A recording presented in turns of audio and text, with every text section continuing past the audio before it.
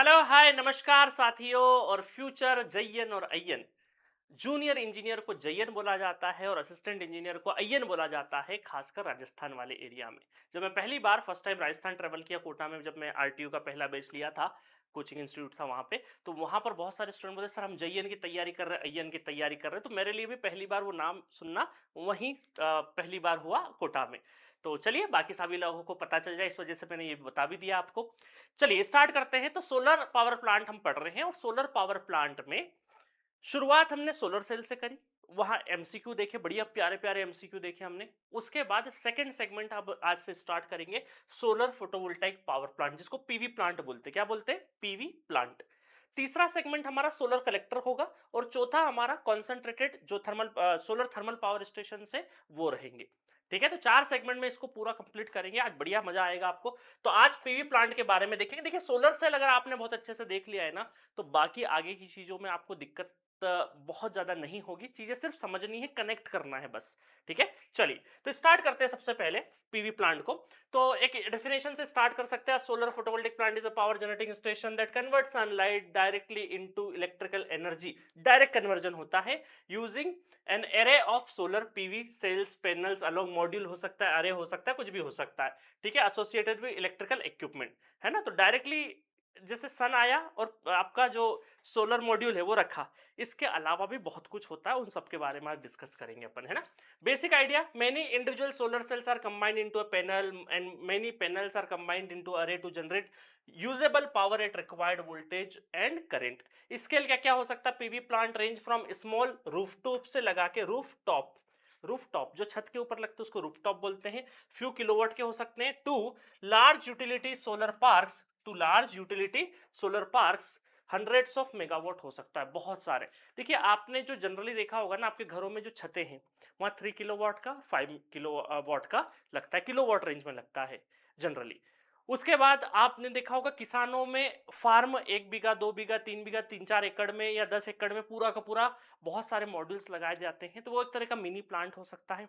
ठीक है, ऐसे और भी बड़े बड़े हो सकते हैं, 1000 बीघा 2000 बीघा में भी प्लांट लगाए जा सकते हैं। तो अलग अलग स्केल का हो सकता है और स्केल के हिसाब से चीजें चेंज होगी।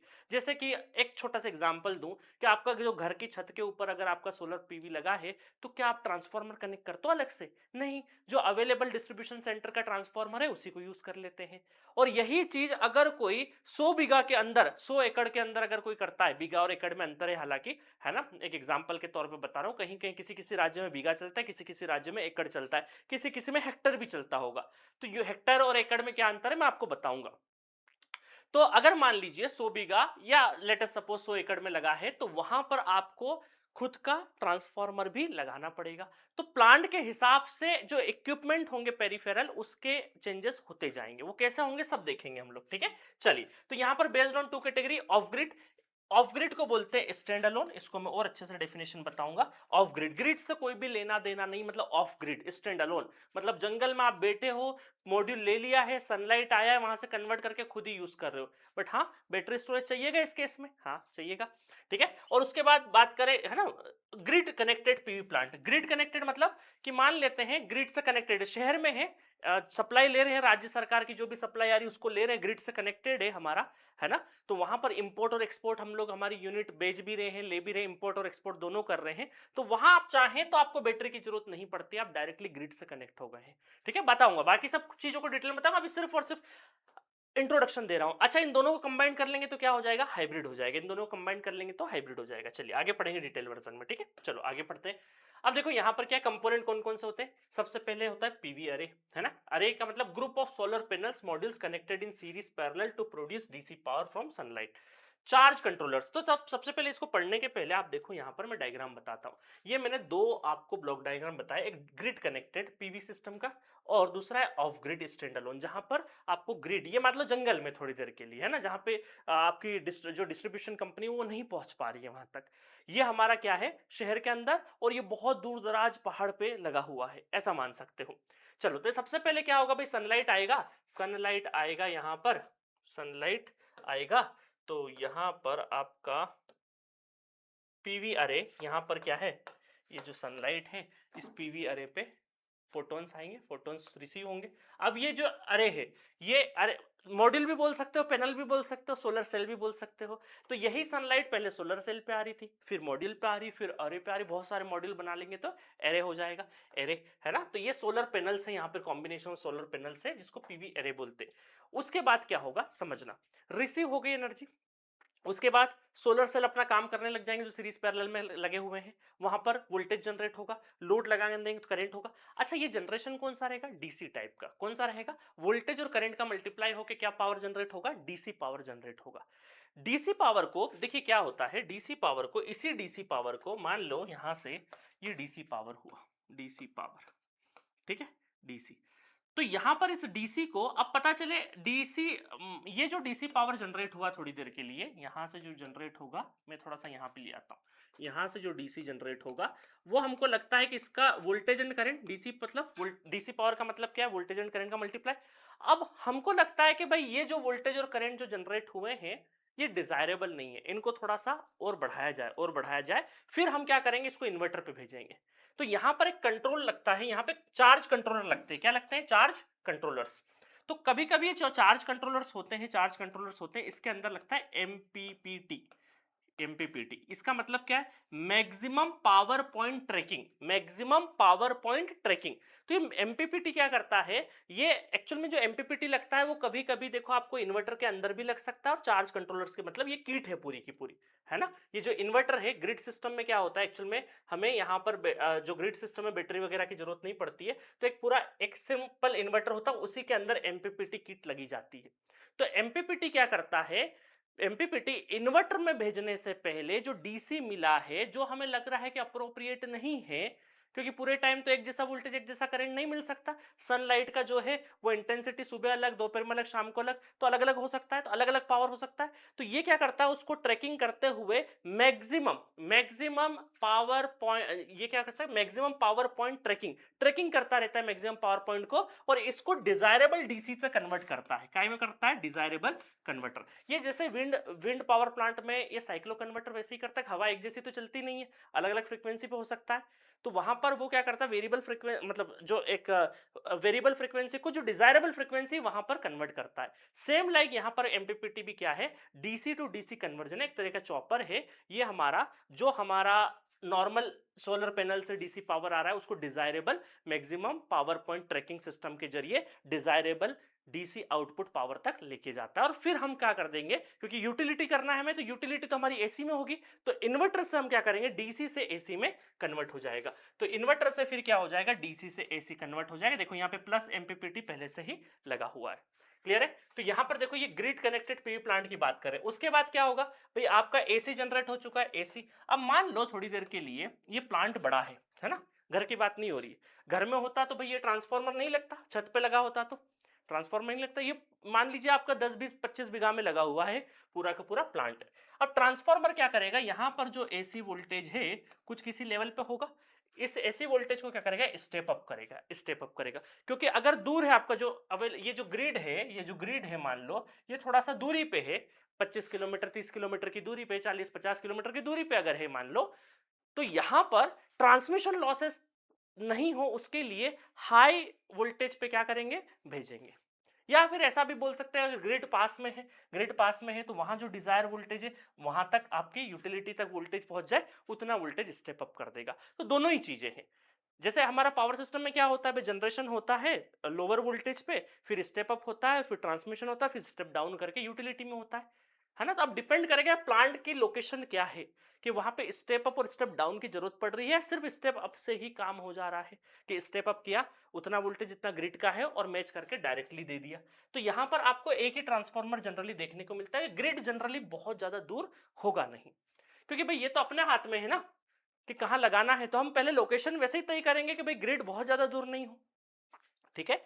तो इसी तरीके से होता है, तो स्टेप अप ट्रांसफार्मर से ही जनरली काम हो जाता है। तो यहां पर स्टेप अप ट्रांसफार्मर से वोल्टेज अप होगा, जितना ग्रिड को चाहिएगा वो ग्रिड तक सप्लाई हो जाएगी। यहां नेट मीटरिंग लग जाएगा। नेट मीटरिंग का मतलब है कि भाई कितनी एनर्जी जा रही है आ रही है ना, कितनी एनर्जी जा रही है। तो ये तो ये अपना प्योर प्लांट है ना, ग्रिड सिस्टम है।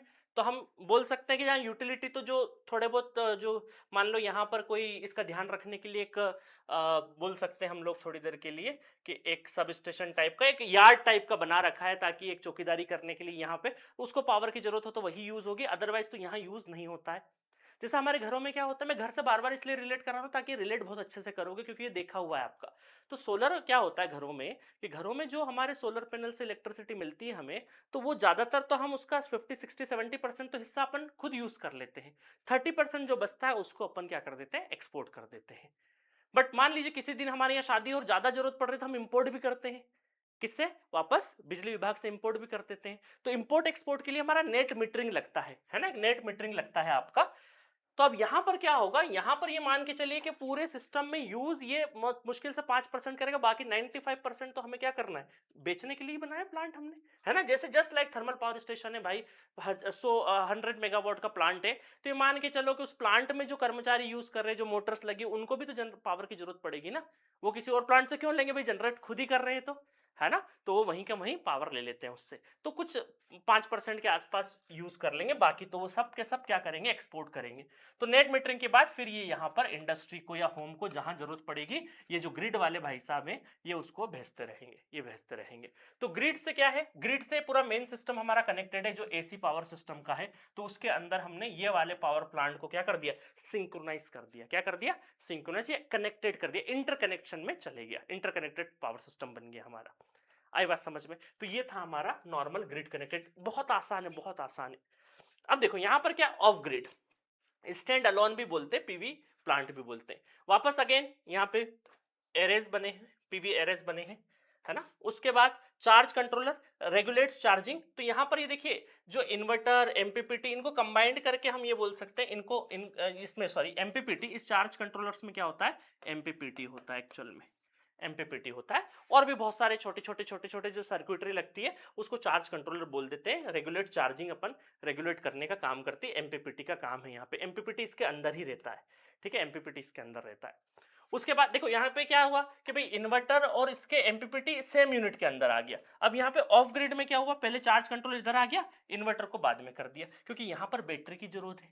अपनी ग्रिड सिस्टम में क्या था, स्टोरेज की जरूरत नहीं थी ना, डायरेक्ट ग्रिड को दे दिया था। ये क्या है, ऑफ ग्रिड है, तो भाई बैटरी में स्टोर करना पड़ेगी एनर्जी पहले।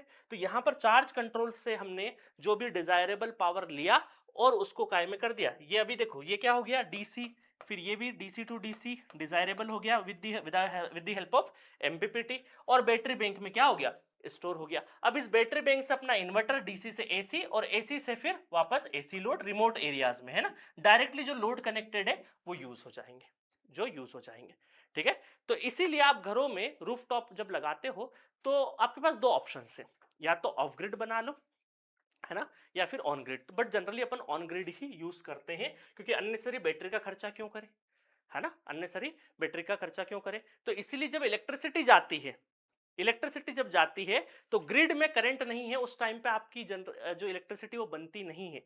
नहीं तो क्या होगा भाई, रिवर्स करंट फ्लो करने लग जाएगा, है ना। तो इसीलिए आपके पास उसके लिए अगर आपको करना है उस टाइम पर भी, जब बिजली विभाग से इलेक्ट्रिसिटी गई हुई है, कट डाउन है, उस टाइम पर भी अगर आपको जनरेशन करना है तो उसके लिए आपको स्टोरेज कैपेसिटी खुद की बिल्डअप करनी पड़ती है।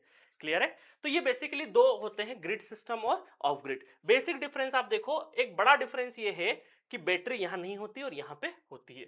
बाकी ट्रांसफार्मर देखो यहां पर नहीं होता है, यहां पे ट्रांसफार्मर होता है, ठीक है। बस ये छोटे छोटे क्वेश्चंस आपसे पूछे जाएंगे। एमपीपीटी फुल फॉर्म हो सकता है, पूछ ले, मैक्सिमम पावर पॉइंट ट्रैकिंग, है ना। चलो अब थ्योरी पढ़ते हैं, देखो। PVR is group of cells modules connected in series parallel combinations produces DC power from sunlight. Charge controllers regulate DC voltage current from the array to the battery. Prevention overcharging, deep charging used mainly in off grid system, है ना, charging का ध्यान रखती है। Battery bank stored, battery bank का काम पता ही है आपको, इन्वर्टर का काम भी पता है ना। अब देखो इन्वर्टर यहाँ पे इंक्लूड एमपीपीटी वगैरह लगा दी, कभी कभी यहाँ चार्ज कंट्रोल के साथ में एमपीपीटी लग जाएगा, कभी यहाँ लगेगा। माउंटिंग स्ट्रक्चर क्या होता है, frame that holds panel at the optimum tilt angle facing the sun, है ना। स्ट्रक्चर माउंटिंग जो स्ट्रक्चर वो अच्छा होना चाहिए। ट्रांसफॉर्मर स्विच गियर्स ये होना चाहिए आपके पास में। और नेट मीटरिंग या ग्रिड इंटरफेस, ये वही इंपोर्ट एक्सपोर्ट, देखो import export of power in grid connected system.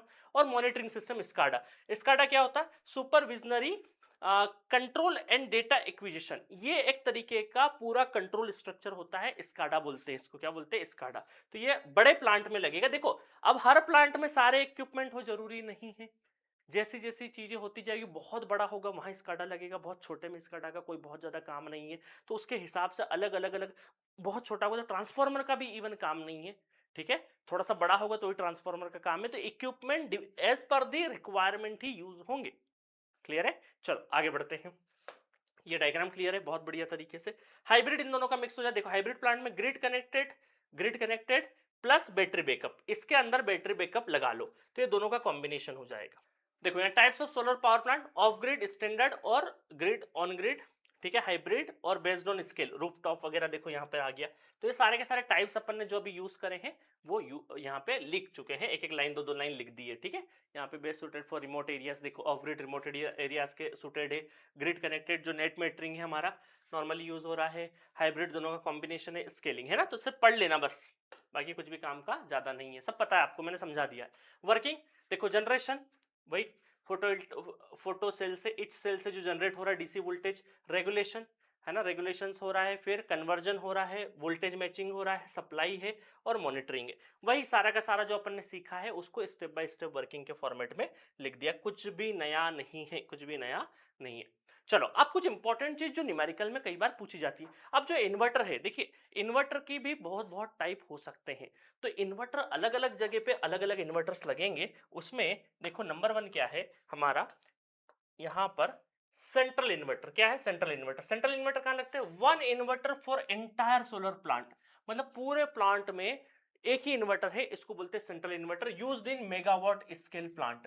मतलब मान लीजिए बहुत बड़ा प्लांट है, अलग अलग अलग अलग मॉड्यूल्स लगे हुए हैं, सारे के सारे बहुत सारे, उनका सबका सप्लाई होके एक डीसी कन्वर्ट होके उस एक डीसी से एमपीपीटी होते हुए एक इन्वर्टर में ही जाएगा, ठीक है। उसके बाद दूसरा है स्ट्रिंग इन्वर्टर। क्या होता है? String inverter. देखिए स्ट्रिंग का मतलब होता है, समझ करो एक स्ट्रिंग जो होता है ना, मैं चलो थोड़ा सा बता देता हूं। देखो यहां पर ये मान के चलता हूं, ये एक सेल, दो सेल, तीन सेल, चार सेल, तो ये एक तरीके का, इसके अंदर इसके अंदर इसके अंदर एक स्ट्रिंग के अंदर तकरीबन तकरीबन 100 वोल्ट जनरेट हो जाते हैं, इसको बोलते हैं एक स्ट्रिंग, है ना। 100 वोल्ट। तो one string for each, one inverter for each string, मतलब 10 से 30 मॉड्यूल होते हैं। तो एक स्ट्रिंग के अंदर क्या होगा? 10 से 30 मॉड्यूल हो जाएंगे, 10 से 30 मॉड्यूल, ठीक है। समझना ध्यान से, पूरा पावर प्लांट इमेजिन करना, पावर प्लांट इमेजिन कराने की कोशिश कर रहा हूं मैं। देखो ये मॉड्यूल लगा है, एक मॉड्यूल, दो मॉड्यूल, है ना, इसके अंदर बहुत सारे सेल्स हैं, बहुत सारे सेल्स हैं, ठीक है। मॉड्यूल, 3 मॉड्यूल, 4 मॉड्यूल, 5 मॉड्यूल, इस तरीके से करते करते 10, ठीक है, एक मॉड्यूल, दो मॉड्यूल, 3 मॉड्यूल, इस तरीके से बहुत सारी 20 30 40 50 60, इस तरीके से हजारों मॉड्यूल लगे हैं, है ना। तो पूरा बड़ा पावर प्लांट इस तरीके से कहलाता है। तो हम ये बोल सकते हैं कि बहुत सारे, इसको एक स्ट्रिंग बोल देते हैं। क्या बोल देते हैं? एक स्ट्रिंग, है ना, स्ट्रिंग भी बोल सकते हैं। और कुछ कलेक्शन ऑफ मॉड्यूल को, सोलर मॉड्यूल को हम क्या बोल सकते हैं? एरे भी बोल सकते हैं। क्या बोलते हैं? एरे, है ना। चलो तो यहाँ पर सॉरी, एरे को अपन तो पूरे इसको बोलेंगे ना, एरे को मतलब गड़बड़ बता दिया मैंने आपको, इसको बोलते हैं स्ट्रिंग, इसको बोलते हैं स्ट्रिंग, ठीक है। और इस पूरे सिस्टम को, पूरे पूरे पावर प्लांट में जितने लगे, इसको हम बोलते हैं सोलर एरे। क्लियर है? Solar array. तो एक स्ट्रिंग में 10 20 30 40 कितने भी क्या हो सकते हैं आपके? मॉड्यूल हो सकते हैं ना। तो एक स्ट्रिंग में, तो अपन ने देख लिया भाई इस स्ट्रिंग के लिए क्या है, इस स्ट्रिंग के लिए एक इन्वर्टर ले लो, इसके लिए एक इन्वर्टर ले लो, एक इसके लिए इन्वर्टर ले लो, तो इस तरीके से, तो इसको बोलते हैं स्ट्रिंग इन्वर्टर, नाम से पता लग रहा है ना। तो 1 इन्वर्टर फॉर ईच स्ट्रिंग, जिसमें 10 से लगा के 30 मॉड्यूल से। माइक्रो इन्वर्टर क्या होते हैं? 1 इन्वर्टर पर सोलर मॉड्यूल, मतलब एक एक सोलर मॉड्यूल के लिए, एक एक सोलर मॉड्यूल के लिए एक इन्वर्टर ले लें। इस सोलर के लिए एक इन्वर्टर, इसके लिए एक इन्वर्टर, है ना। ये प्लांट नहीं होगा, सिर्फ मान लो एक ही मॉड्यूल लगा आपके घर में, तो भाई एक इन्वर्टर लगेगा, है ना। तो माइक्रो का मतलब क्या? छोटा, सबसे छोटी यूनिट मतलब माइक्रो, मतलब 1 इन्वर्टर पर सोलर मॉड्यूल, ठीक है। Each module perform MPPT independently, अलग अलग इंडिपेंडेंटली एमपीपीटी होगा सबका। Best performance under partial shading, partial shading में ये बताऊंगा पार्शियल शेडिंग का मतलब क्या है ना। इसमें क्या होगा, बेस्ट परफॉर्मेंस मिलेगा। भाई ऑब्वियस है कि आप हर एक मॉड्यूल के ऊपर हर एक ट्रैकिंग सिस्टम अलग अलग लगा रहे हो, हर एक इन्वर्टर अलग अलग लगा रहे हो, तो बट ऑब्वियस है परफॉर्मेंस अच्छा मिलेगा। Multi string inverter, one inverter connected to a multiple string with separate MPPT, है ना। तो ये देखो मल्टीपल स्ट्रिंग 1 2 3, तो ये सब मल्टीपल स्ट्रिंग का क्या हो जाएगा, one inverter connected to multiple string, है ना। तो बहुत सारे स्ट्रिंग, सब 2 से 3 4 5 स्ट्रिंग का एक सिंगल इन्वर्टर हो जाए तो इसको बोलते हैं मल्टी स्ट्रिंग इन्वर्टर। तो कभी कभी एमसीक्यू में टाइप्स ऑफ इन्वर्टर के नाम पे 2 3 4 चीजें आपसे पूछी जा सकती है। चलो और क्या क्या है फटाफट देख लेते हैं, 2 3 टॉपिक और होते हैं, है ना। चलो अब देखो क्या होता है, 2 डायोड पूछे जाते हैं कभी कभी सोलर पावर प्लांट में, बाईपास डायोड और ब्लॉकिंग डायोड। इनका मतलब क्या होता है समझना ध्यान से। It is used to protect a PV module from a reverse current damage due to partial shading. क्या होता है पार्शियल शेडिंग, पार्शियल शेडिंग का मतलब समझना ध्यान से क्या होता है। मान लीजिए ये सारे के सारे सेल लगे 1 2 3 4 5 6 7 8 9 9 सेल्स लगे हुए हैं अलग अलग अलग अलग। तो मान लेते हैं थोड़ी देर के लिए कि भाई इसमें एक सेल के ऊपर कहीं ना कहीं पावर सोलर रेडिएशंस नहीं जा रहे हैं, सोलर रेडिएशंस इस पे नहीं जा रहे हैं। मतलब ये क्या हो गया, एक तरीके से शेड मतलब छांव, शेड मतलब क्या हो गया छांव। तो इसका मतलब क्या है पार्शियल शेडिंग, मतलब इसके ऊपर प्रॉपर, अगर जैसे मान लीजिए जाने चाहिए 100 फोटोन्स, थोड़ी देर के लिए एग्जांपल, तो जा कितने रहे हैं, इसके ऊपर जा रहे हैं 10 फोटोन्स आउट ऑफ 100। बाकी सबको कितने मिल रहे हैं, सबको मिल रहे हैं 100/100, सबको कितने मिल रहे हैं 100/100। इसको 100 जाना चाहिए बट जा कितना रहा है 10 ही जा रहे, 10 फोटोन्स ही जा रहे हैं। तो इसका मतलब क्या है कि इसके अंदर क्या होगा, इसके अंदर उतना ज्यादा जनरेशन नहीं होगा। और फिर एक चीज और है कि ये सबके सब काय में सीरीज में कनेक्टेड अगर होंगे तो सेम करंट फ्लो करेगा। अगर ये सीरीज में कनेक्टेड है तो सेम करंट फ्लो करेगा, सेम करंट फ्लो करेगा। तो ये यहां पर क्या है, यहां पर ये जो जो शेडिंग वाला जिसके ऊपर पार्शियल शेडिंग हो रही जिस सेल के ऊपर, वो सेल जनरेशन करने की बजाय एब्जॉर्प्शन का काम करने लगेगा, मतलब सोर्स की बजाय ये लोड जैसा काम करने लगेगा। और इसकी वजह से इसमें ये, क्योंकि बाकी जगह का जो करंट है वो इससे पास हो रहा होगा, तो इसके अंदर क्या होगा हीटिंग होने लगेगी। हीटिंग होने की वजह से इसमें हॉट स्पॉटिंग हो जाती है। क्या हो जाती है, हॉट स्पॉटिंग। कहीं लिखा होगा मैंने, देखो बिल्कुल लिखा है, देखो हॉट स्पॉटिंग, है ना, हीटिंग हो जाती, हॉट स्पॉटिंग हो जाती। तो one cell is shaded, start behaving like load instead of source, other cell forces current through, बाकी सारे फोर्स कर रहे हैं करंट ले जाने के लिए। तो ये करंट बाईपास करना है हमें, ये रिवर्स करंट बाईपास करना है। तो इसी की वजह से हम क्या यूज करते हैं, bypass diode is connected parallel across a solar group. हो सकता है एक से ज्यादा भी अगर सेल होंगे तो उनके सोलर ग्रुप के बीच में क्या लगा देंगे अपन, एक बाईपास डायोड लगा देंगे, ठीक है। इससे क्या होता है, दिस कॉजेस, ये जो इफेक्ट है इसकी वजह से this causes heating, hot spotting, reverse voltage, permanent damage, ये सब तरीके की कॉजेस हो सकते हैं। इस कॉज से बचाने के लिए अपन बाईपास डायोड यूज करते हैं। आया समझ में। तो सिंपल, बहुत ज्यादा रटने की जरूरत नहीं है। हॉट स्पॉटिंग वगैरह और एक सेल में शेडिंग वगैरह हो जाती है, उसमें ज्यादा पावर जनरेशन नहीं होता तो वो लोड जैसा एक्ट करता है, वहां हीटिंग होती है और हॉट स्पॉटिंग बन जाती है।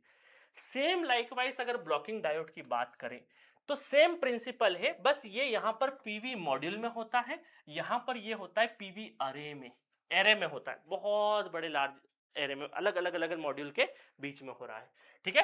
तो एरे एरे में हो रहा है, ये मॉड्यूल में हो रहा है, बाकी सेम इफेक्ट है। It is connected in series with PV string, है ना। तो ये कहां लगता है अपना, पीवी स्ट्रिंग के बीच में लगता है। ब्लॉकिंग डायोड कहां लगाते हैं, पीवी स्ट्रिंग में। यहां पर ये क्या लगता है, पैरेलल में लगता है, across, parallel connected across the group of cell. और यहां पर ये स्ट्रिंग के क्या लगता है, सीरीज में लगता है, ठीक है। जैसे एक स्ट्रिंग 100 वोल्ट की है, दो स्ट्रिंग 100 वोल्ट की है, तीसरी स्ट्रिंग जो शेडेड है वो 40 वोल्ट ही जनरेट कर रही है। मतलब पूरी स्ट्रिंग जो थी ना हमारी, इसका मतलब देखो इस एग्जांपल से समझाता हूं। ये हमारा जो हो रहा है, ये सिंपल जो पहला है हमारा ब्लॉकिंग डायोड, वो सिर्फ और सिर्फ यहाँ पे ही, बाईपास डायोड यहीं पे लग रहा है, दैट इज मॉड्यूल में।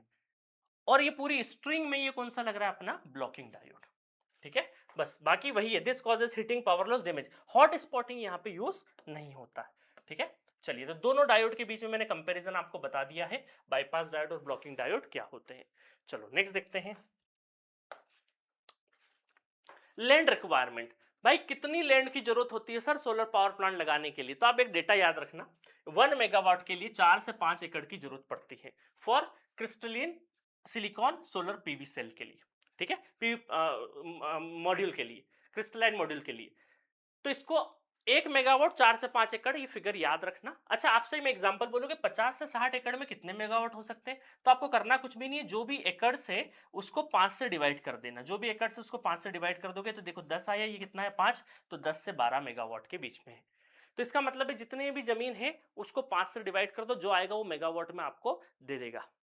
क्लियर है? तो ये फॉर्मूला टाइप मैंने एक बना दिया है, अदरवाइज ये फिगर ध्यान रखना, ये फिगर ध्यान रखना, ठीक है। चलो 1 हेक्टर इक्वल टू कितना होता है, 2.47 एकड़्स होते हैं ना, याद रखना। बीघा के भी कन्वर्जन ध्यान रख लेना है ना। चलो नेक्स्ट, अब मैं दो बहुत इंपॉर्टेंट फॉर्मूले आपको बताने वाला हूं, और बोल सकते फैक्टर या फिर रेशोज बोलते हैं इनको। CUF, कैपेसिटी यूटिलाइजेशन फैक्टर, बहुत इंपॉर्टेंट है। इसका फॉर्मूला कैसे होता है, इसका फॉर्मूला होता है actual energy generated upon maximum possible energy. ये फॉर्मूला तो ध्यान रखना।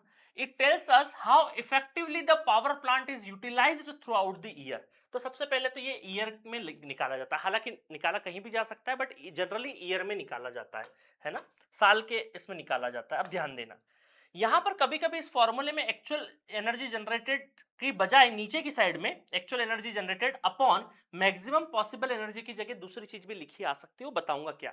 इसको एग्जांपल से समझते हैं। देखो जितने भी फॉर्मूले होते हैं ना, इनको अगर एक एक एग्जांपल दे दें तो काम आसान हो जाएगा। मान लीजिए आपके पास में एक किसान भाई साहब आए, आप सोलर पावर प्लांट की कंपनी लेके बैठे, उसको आपने बेवकूफ बेवकूफ बना के बोला कि 1 मेगावाट का प्लांट लगा लो। देखो 1 मेगावाट इंटू 24 इंटू 365 डेज, तो बताओ 1 मेगावाट 24 घंटे 365 दिन, ये 8760 मेगावाट आवर एनर्जी जनरेट कर देगा। और ऐसे करके आपने बेवकूफ बना के एक किसान आदमी को बेच दिया। किसान या कोई भी हो सकता है, कोई भी हो सकता है ना। तो उसको आपने बेच दिया। अब वो गया बढ़िया से लगाने, बढ़िया से गया। अब लगाते टाइम पे उसने देखा कि यार 12 घंटे तो दिन है, 12 घंटे तो रात है, रात में तो जनरेशन ही नहीं हो रहा है, रात में तो जनरेशन ही नहीं हो रहा है। प्लस और क्या हो गया कि भाई 12 में से भी कभी सर्दी है, कभी ठंडी है, तो कभी क्लाउड है, रेनी सीजन है। तो ये मान के चलो कि सूरज तो साल में 365 दिन भी नहीं निकल रहा है, तो ना तो पूरे घंटे मिल रहे हैं, ना पूरे साल के दिन मिल रहे हैं। तो इसका मतलब है कि एक्चुअल में 1 मेगावाट तो था ही था प्लांट कैपेसिटी, उसके साथ में 8 घंटे के एवरेज ले लिया अपन ने, और 240 दिन ही सनी डेज रहे होंगे उसके इफेक्टिवली, तो 1920 मेगावाट आर आपका एक्चुअल में जनरेशन हुआ। तो अब इसका अगर हम वो निकाले परसेंटेज, तो actual energy generated upon maximum possible, तो इसको डिवाइड करके कितना है 21.91, इसको बोलते हैं कैपेसिटी यूटिलाइजेशन फैक्टर। क्या बोलते हैं, कैपेसिटी यूटिलाइजेशन फैक्टर। समझ में आया ये चीज, बहुत इंपॉर्टेंट है।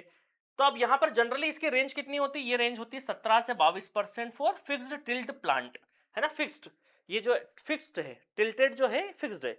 अगर ये मूवेबल होगा सन के हिसाब से, ट्रैकिंग सिस्टम इसमें लगा दिया कि सन जिस जिस डायरेक्शन में जा रहा है उस हिसाब से थोड़ी सी परफॉर्मेंस बढ़ जाए, मतलब थोड़ी सी CUF बढ़ जाएगा। अदरवाइज 17 से 22% के बीच में ही रहेगा। आया समझ में। अच्छा, इस मैक्सिमम पॉसिबल एनर्जी की जगह क्या हम ऐसा लिख सकते हैं, plant capacity into 24 into 365 days. मतलब इसकी जगह क्या हम plant capacity capacity into 24 into 365 days, तो ये भी फॉर्मूला लिखा आ जाए मैक्सिमम पॉसिबल एनर्जी की जगह, तो भी करेक्ट है ना। इसलिए एग्जांपल भी मैंने करा के दिखा दिया आपको। आया बात समझ में।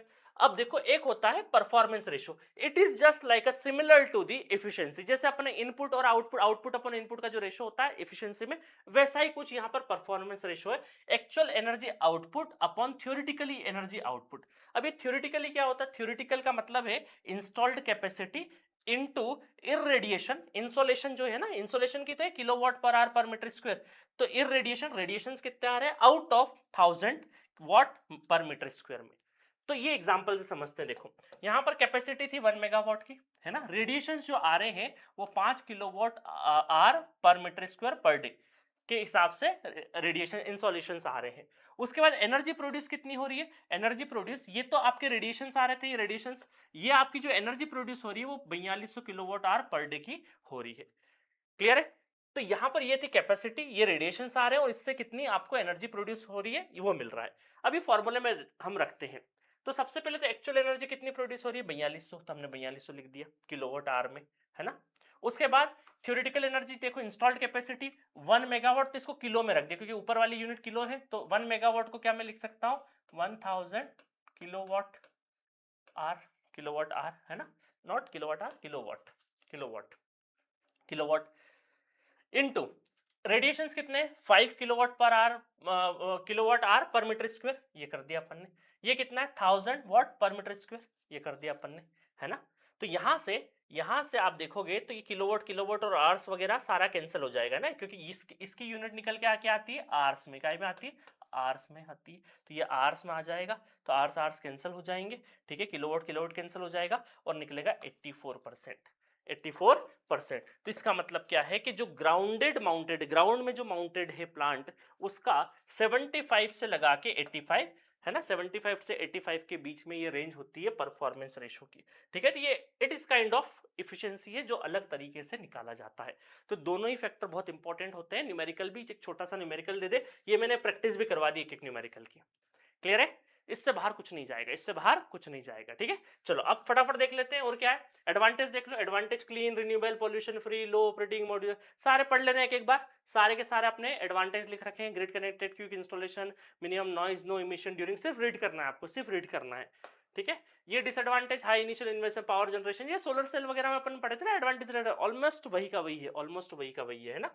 चलो ये आपका देखो इफिशियंसी लो है, ये डिसएडवांटेज में आ गया है ना। चलो नेक्स्ट है आपका एप्लीकेशन कहाँ कहाँ होते हैं, यूटिलिटी सारे, roof, rural electrification, solar power, telecom towers, railway station, street lighting. आप देखोगे बहुत सारे रेलवे स्टेशन में भी क्या हो गया, रूफ टॉप हो चुका है, capacitive power plants for industries, solar powered, ये सारे के सारे बहुत सारे एयरपोर्ट, एयरपोर्ट पे भी क्या हो शेडिंग हो चुकी है। मेरे ख्याल से साउथ में कोई एक एयरपोर्ट है जहाँ पे 100% वो अपना सोलर से ही यूटिलाइज करते हैं, है ना। चलिए, तो ये पूरा का पूरा एडवांटेज डिसएडवांटेज ये देख लो एक बार और। मैंने आपको टाइप्स ऑफ मोनोक्रिस्टलाइन कितना 18 से 22% रहता है, हाईएस्ट एफिशिएंसी ब्लैक कलर का होता है। पॉलीक्रिस्टलाइन क्या होता है 15 से 17%, और एमोर्फस या थिन फिल्म जो कि ज्यादातर यूज नहीं करते हैं। तो ये हमारा ज्यादातर हम लोग यूज करते हैं, है ना, ये वाला यूज करते हैं ज्यादातर अपन। मोनोक्रिस्टलाइन हमारा ब्लैक कलर का होता है, ये हमारा ब्लू कलर का होता है। गवर्नमेंट प्रोजेक्ट्स में मोनोक्रिस्टलाइन भी यूज करते हैं अपन, है ना, जहाँ पे क्वालिटी अच्छी रहेगी। ये टाइप्स ऑफ तो वही पुराने लिखे हुए हैं, ठीक है, बस इसके अलावा कुछ भी नहीं है। तो इस तरीके से हमारा जो पूरा का पूरा जो फोटोवोल्टाइक है, फोटोवोल्टाइक, उसमें component, block diagram, types, working, advantage disadvantage, application, सब कुछ हमने कर लिया। और जो भी इंपॉर्टेंट फैक्टर्स है वो भी हमने डिस्कस कर ली है, इससे बाहर कुछ भी नहीं जाएगा। तो अगले लेक्चर में हम एमसीक्यू कर लेंगे, ताकि पूरी जो थ्योरी पढ़ी है उसके ऊपर एमसीक्यू कैसे पूछे जाते हैं वो हाथों हाथ कर लेंगे। उसके बाद हम सोलर कलेक्टर्स को पढ़ेंगे, ठीक है। Okay, thank you so much.